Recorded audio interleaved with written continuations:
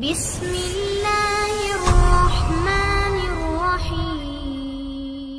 رمضان آ رہا ہے، اللہ کا مہمان آ رہا ہے۔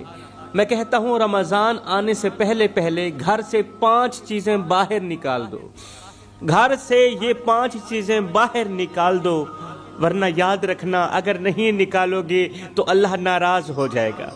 یہ صرف ایک جملہ نہیں، یہ ایک خوفناک اعلان ہے، ایک ایسی تنبیہ ہے جو اگر دل تک نہ پہنچی تو آنے والا رمضان ہمیں سنوارنے کے بجائے ہمیں ہلا کر رکھ دے گا۔ آج کا یہ بیان آپ کو چونکانے کے لیے ہے، آپ کو جگانے کے لیے ہے، اندر انقلاب پیدا کرنے کے لیے ہے، کیونکہ اللہ کا فرمان ہے، اللہ کا اعلان ہے۔ اللہ قرآن کے اندر فرماتا ہے، اللہ اس قوم کی حالت نہیں بدلتا جو قوم اپنی حالت خود بدلنے کی کوشش ہی نہ کرے۔ اور میرے رسول کریم صلی اللہ علیہ وسلم کا فرمان علی شان ہے کہ جب گھروں سے شر، گندگی اور نافرمانی ختم نہ ہو تو وہاں رحمت کے دروازے بند کر دیے جاتے ہیں۔ میرے محترم بھائیوں، ذرا رک کر سوچو، کیا ہم واقعی اس رمضان کے لیے تیار ہیں یا صرف دن گن رہے ہیں؟ کیونکہ رمضان صرف روزوں کا نام نہیں، یہ دلوں کی صفائی کا نام بھی ہے، گھروں کی درستگی اور نیتوں کی اصلاح کا نام بھی ہے۔ اگر رمضان آنے سے پہلے ہی ہمارے گھروں میں ایسی چیزیں موجود رہیں جو اللہ کو ناراض کرتی ہیں تو پھر یہ مہینہ رحمت کے بجائے ہمیں سخت پیغام دینے آتا ہے۔ میرے محترم بھائیوں، ایک لمحے کے لیے اپنے دل سے پوچھو کہ کیا ہم واقعی اس رمضان کے استقبال کے قابل ہیں یا صرف روایت نبھا رہے ہیں؟ کیونکہ رمضان کا آنا صرف کیلنڈر کا بدلنا نہیں ہوتا، بلکہ یہ اللہ کی طرف سے ایک سخت امتحان بھی ہوتا ہے، ایک موقع بھی ہوتا ہے اور ایک وارننگ بھی ہوتی ہے۔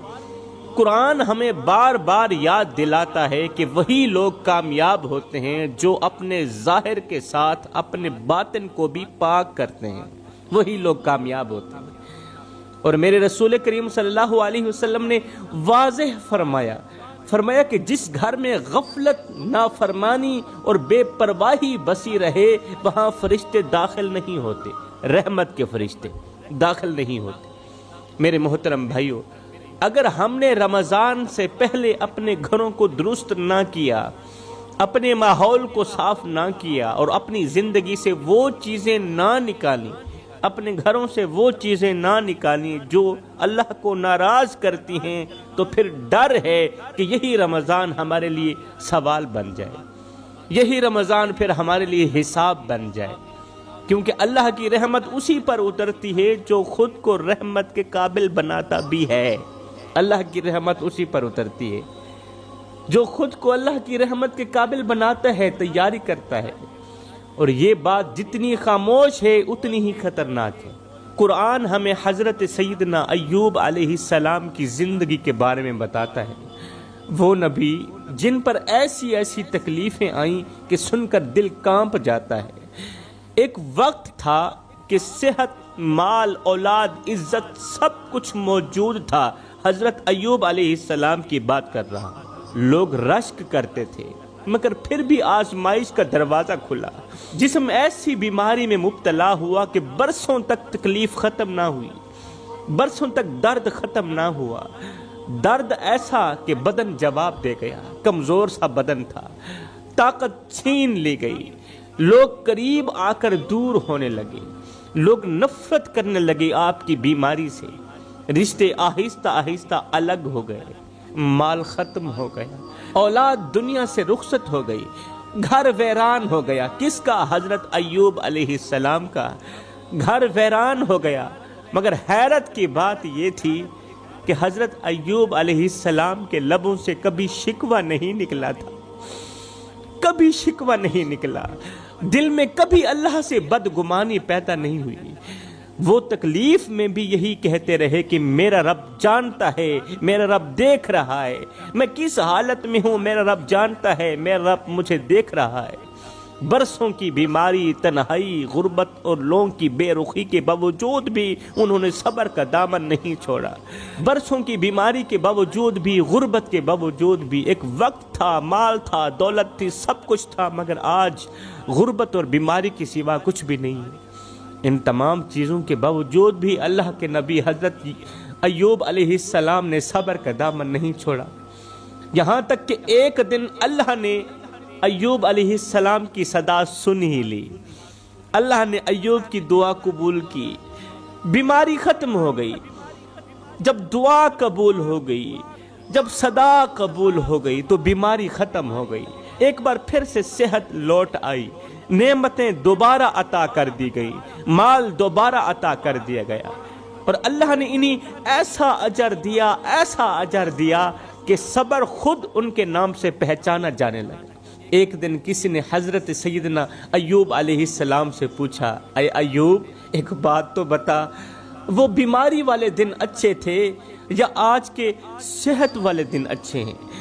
وہ بیماری والے دن اچھے تھے یا آج کے صحت والے دن اچھے ہیں؟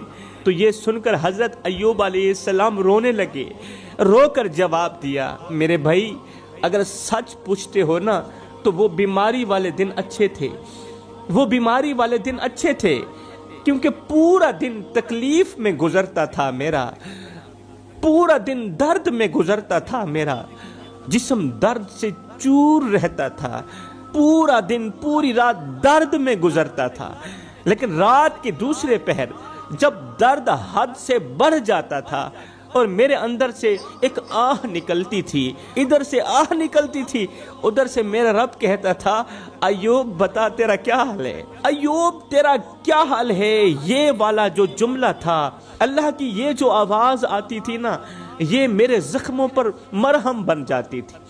اس آواز میں رب کی مجھے قربت محسوس ہوتی تھی، رب کا پیار محسوس ہوتا تھا، اس آواز میں تسلی بھی ہوتی تھی اور محبت بھی ہوتی تھی۔ مگر آج جب اللہ نے مجھے صحت دے دیے، جسم کو طاقت لوٹا دی ہے، ایک بار پھر سے آرام نصیب کیا ہے، آج دولت تو ہے، مال تو ہے، صحت تو ہے، مگر وہ جملے سننے کے لیے میرا دل آج بھی ترس رہا ہے جب غیب سے آواز آتی تھی، غیب سے آواز آتی تھی، میرا ایوب تیرا کیا حال ہے۔ آج میں صحت مند بھی ہوں، اللہ کا شکر ہے، آج میں صحت مند بھی ہوں، اللہ کا شکر ہے، مگر وہ پکار سننے کو نہیں ملتی کہ میرے ایوب بتا تیرا کیا حال ہے۔ کیونکہ بعض اوقات تکلیف میں اللہ کی قربت آرام کے سکون سے کہیں زیادہ میٹھی ہوتی ہے۔ ایوب علیہ السلام کا یہ مختصر واقعہ ہمیں بتاتا ہے کہ اللہ کی طرف سے آنے والی تکلیف ذلت نہیں بلکہ امتحان ہوتی ہے، مگر افسوس آج کے لوگ معمولی پریشانی میں اللہ سے شکوہ کرنے لگتے ہیں، تھوڑی سی تنگی آئے تو زبان پر ناشکری آ جاتی ہے، گھروں میں صبر کے بجائے چیخ، برداشت کے بجائے غصہ اور اصلاح کے بجائے الزام نے جگہ بنا لی۔ اگر ہم واقعی اپنی زندگیوں کو درست کرنا چاہتے ہیں تو ہمیں حضرت ایوب علیہ السلام کی زندگی سے یہ سیکھنا ہوگا کہ تکلیف آئے تو رب سے ٹوٹیں، آزمائش بڑھے تو صبر نہ چھوڑیں، کیونکہ اللہ آخر کار اسی بندے کو بلند کرتا ہے جو حالات میں نہیں بلکہ اللہ پر یقین رکھتا ہے، برے حالات میں بھی اللہ پر یقین رکھتا ہے۔ حضرت ایوب علیہ السلام کی زندگی کے ساتھ ساتھ قرآن ہمیں حضرت یوسف علیہ السلام کی زندگی کا باب بھی دکھاتا ہے، ایک ایسا باب جس میں صبر بھی ہے اور دھوکہ بھی ہے، آزمائش بھی ہے اور اللہ کی خفیہ تدبیر بھی ہے۔ حضرت یوسف علیہ السلام بچپن سے ہی آزمائشوں میں ڈالے گئے تھے۔ یوسف علیہ السلام کے بھائیوں نے یوسف کے ساتھ دھوکہ کیا تھا، وہ بھائی جو ایک ہی گھر کی چھت کے نیچے رہتے تھے، ایک ہی جگہ پر کھاتے رہے، ایک ہی جگہ پر پیتے رہے، ایک ہی جگہ پر پلے بڑھے، ایک ہی جگہ پر پرورش پائی، ان بھائیوں نے محبت کے بہانے ایک دن حضرت یوسف علیہ السلام کو اپنے ساتھ لے گئے، اور پھر یوسف جیسے معصوم بھائی کو بے رحمی اور بڑی ہی بے دردی سے کنویں میں دھکا دے دیا۔ یوسف جیسے معصوم بھائی کو بھائیوں نے کنویں میں دھکا دے دیا، کنویں میں دھکیل دیا۔ فرشتوں نے عرض کیا، اللہ کیا بھائی ایسے بھی ہوتے ہیں؟ کیا بھائی بھائی کے ساتھ ایسا بھی کر سکتا ہے؟ اللہ نے فرمایا ہاں، مگر میرا یوسف اکیلا نہیں ہے، کنویں میں جانے والا یوسف اکیلا نہیں ہے، اندھیرے میں رہنے والا یوسف اکیلا نہیں ہے، میں اس کے ساتھ ہوں۔ بھائی چھوڑ گئے تو کیا ہوا، بھائیوں نے دھوکہ کیا تو کیا ہوا، یوسف کا رب تو یوسف کے ساتھ ہے نا۔ اور جو تم دھکا سمجھ رہے ہو نا، وہ دھکا نہیں، وہ دھوکہ نہیں، بلکہ وہ میرے فیصلے کی پہلی سیڑھی ہے۔ خیر، بھائیوں نے حضرت یوسف علیہ السلام کو بچپن میں ہی کنویں کے حوالے کر دیا۔ کنویں کے اندر گہرا اندھیرا تھا، چاروں طرف خاموشی تھی، تنہائی تھی۔ ایک طرف تنہائی، اوپر سے اپنوں کی بے بسی، اپنوں کا ارمان۔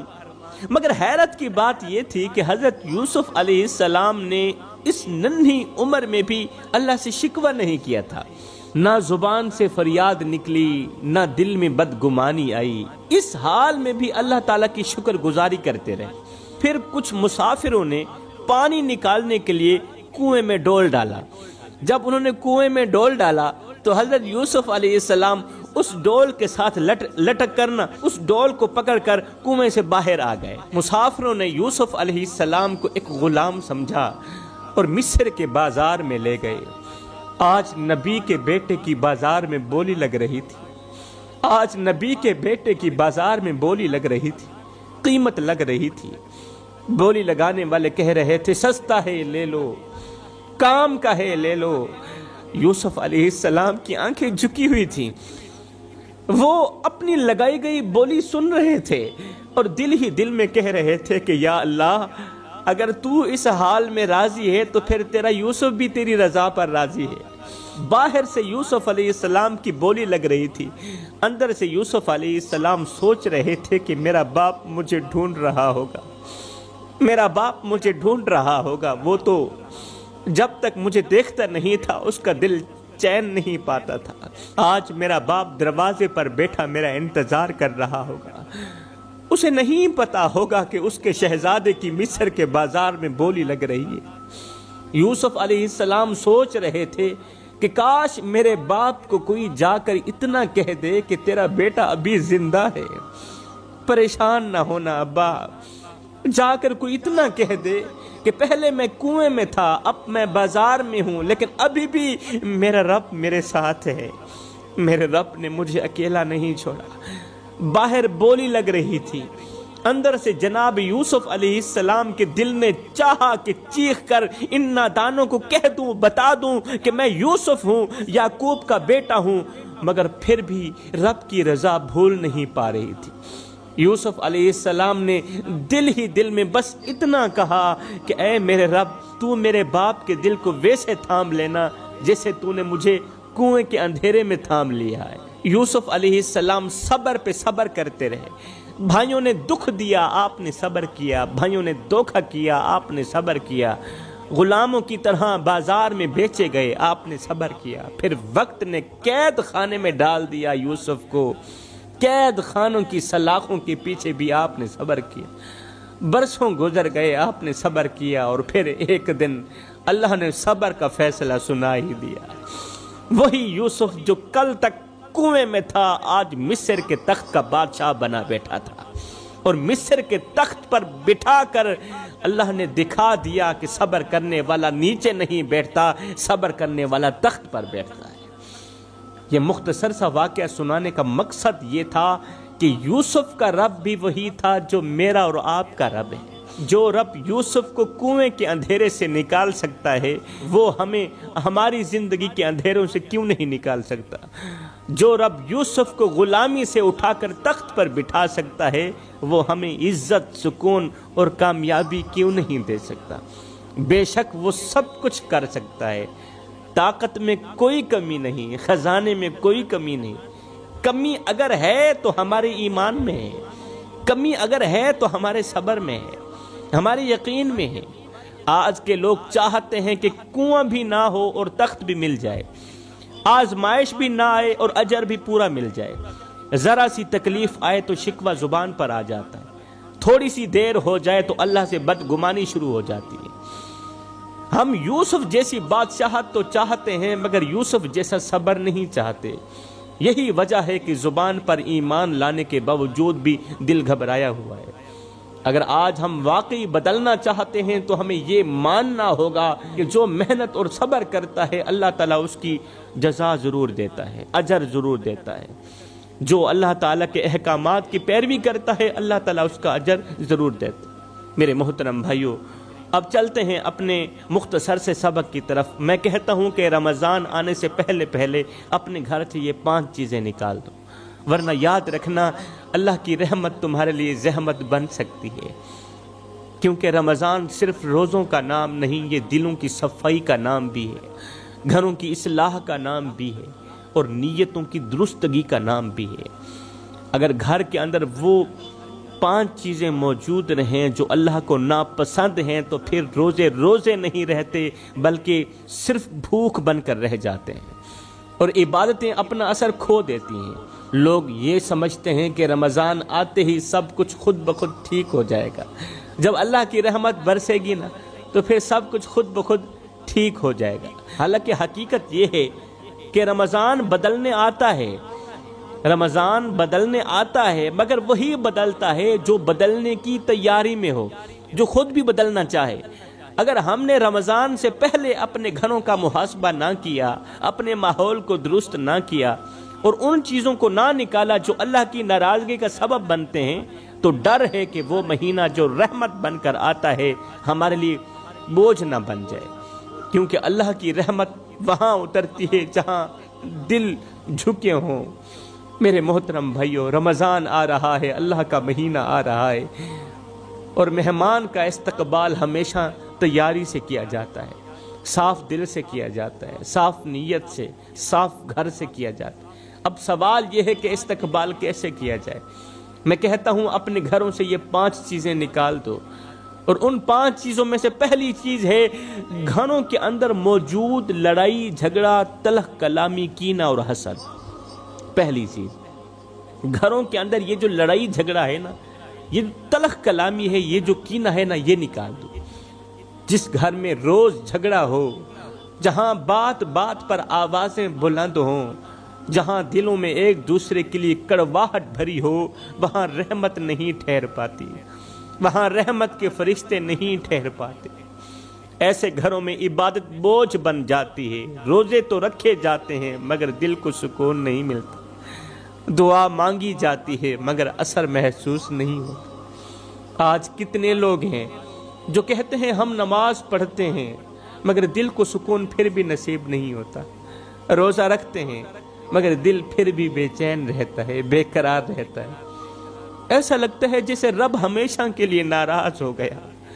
اصل میں یہ وہی لوگ ہوتے ہیں جو مسجد میں جا کر نماز پڑھتے ہیں مگر جیسے ہی گھر میں داخل ہوتے ہیں تو فرعون جیسے بن جاتے ہیں، بیوی سے لڑائی کرتے ہیں، جھگڑا کرتے ہیں، بچوں پر چیختے ہیں، بچوں کو ڈانٹتے ہیں، بھائیوں سے جھگڑا کرتے ہیں، دوسروں کو خود سے کم تر سمجھتے ہیں، اور خود کو دوسروں سے، اپنی فیملی سے، اپنے بڑوں سے بھی بڑا سمجھتے ہیں۔ گھر کو عبادت گاہ کے بجائے میدان جنگ بنا دیتے ہیں۔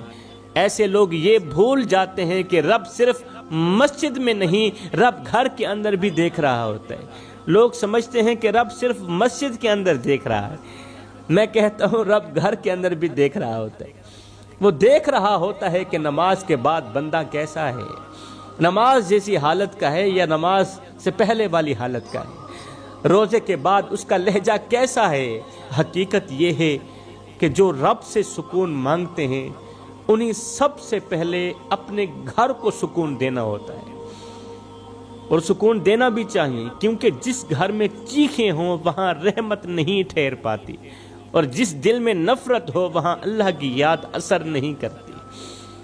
یہ تو ہو گئی پہلی چیز کہ رمضان آنے سے پہلے، روزہ رکھنے سے پہلے، سب سے پہلے ہمیں اپنے گھروں کی لڑائی جھگڑا ختم کرنا ہے، گھر سے باہر نکالنا ہے۔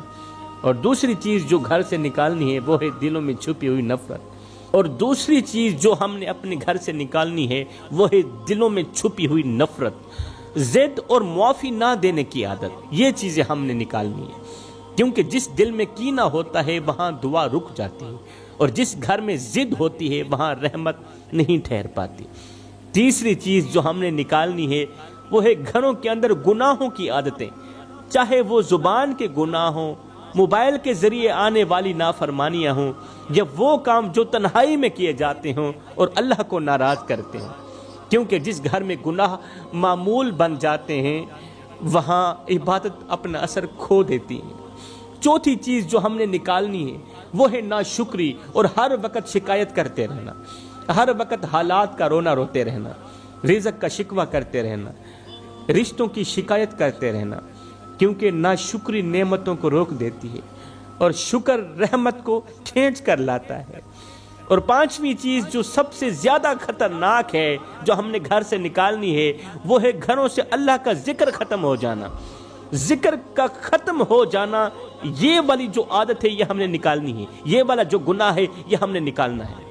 نماز کا بس نام رہ جانا، قرآن کا بند ہو جانا، یہ ہم نے نکالنا ہے، کیونکہ جس گھر میں اللہ کا ذکر نہیں ہوتا وہ گھر زندہ نظر آتا ہے مگر حقیقت میں مردہ ہوتا ہے۔